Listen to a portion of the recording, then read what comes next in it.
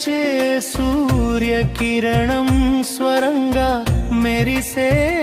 గానములో గురువు చూపిన మార్గమంతా సాధనతోనే సాకారముగా శ్వాసలోనే నడిచే లయం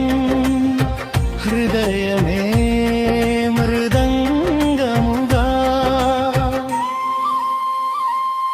నాదం బ్రహ్మ స్వర సాధన మనసంతా మధురారాధన శృతిలయలలో శివస్మరణ